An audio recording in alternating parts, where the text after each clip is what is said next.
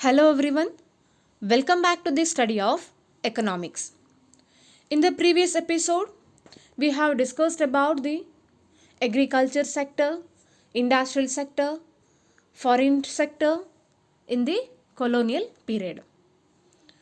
So today in this episode, we are going to deal with a new concept, that is demographic condition. Then what was the demographic condition of India during the colonial period? Demography is the study of population based on factors such as age, race, and sex. That means demographics study is a study of population regarding the populations, regarding the people's age, race, and the sex. So this is what demographic study. And during the British rule, the demographic condition which exhibited a stagnant position in the Indian economy. There are various details about the population of India. There are various details about the population of British India were first collected through a census in 1881.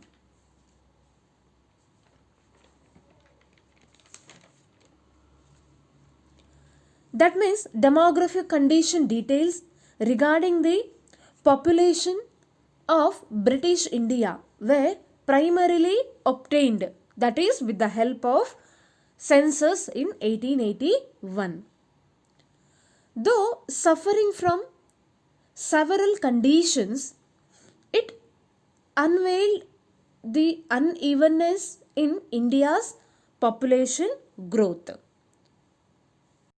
Every 10 years, such census procedures were conducted. Prior to 1921, India was in the first stage of demographic transition. That means India was in the initial step of demographic transformation, that is in before 1921. And the second step of transition or transformation, it began after 1921. That means the second step of demographic transition, it rose after 1921. However, neither the total population of India nor the rate of population growth at this stage was very high. That means neither the cumulative population of India nor the rate of population increase at this step was very high. And the many social development signs were also not really promising. That means various social development indicators were also not quite encouraging. Then let me see what are the indicators of social development. That is, first one, the overall literacy level was less than 16%. That means there is a low literacy rate. The first one is low literacy rate. That means overall literacy level was the less than 16%. And also out of this, the female literacy level was at a negligible low of about only 7%. That means so females literacy level completely neglected and it is only 7%. And second one, public health facilities were either unavailable to a large chunks of population or when available were very highly inadequate.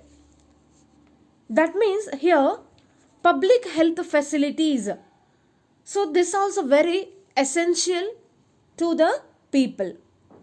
But here public health facilities were unavailable in a large group of population, and it is available when there is, and if it is available but it is inadequate. So this is what the condition of a public health facilities. So as a result, water and airborne diseases were rampant and took a huge toll on the life. That means due to the lack of health facilities, public health facilities, so which affected a large group of population, and also highly inadequate availability of basic necessities. So as a result, it will create the diseases like water and airborne, so which affect largely on the group of a population. So as a result, the standard of living during the colonial period also very low. You can observe that there is a overall mortality rate was very high. That means death of women during her pregnancy, that is what mortality rate. Here the mortality rate was also very high. That means the death of mother or death of women during her pregnancy. So that is also very high during the colonial period. And infant mortality rate, so that is also very high. That is quite alarming, about 218 per thousand. That means infant mortality rate means number of infants dying before reaching the age of 1 year per thousand live births in a year. So here IMR rate or infant mortality rate was very high, that is what, 218 per thousand. So which also leads to become a huge changes in the population, and life expectancy was also very low, that is 32 years in contrast to the present 63 years.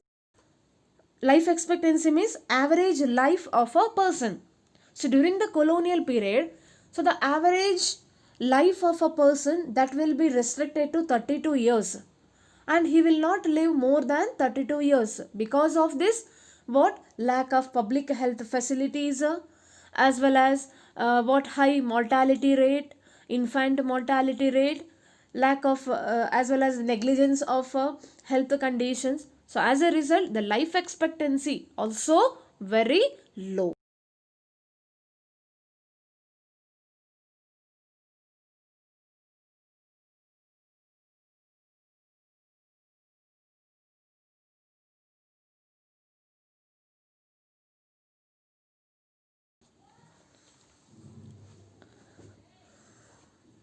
Thus we can say that during the colonial period, the demographic condition was stagnant, and also Indian economy became backward. That is by the way of low literacy rate, low standard of living, high birth and death rate.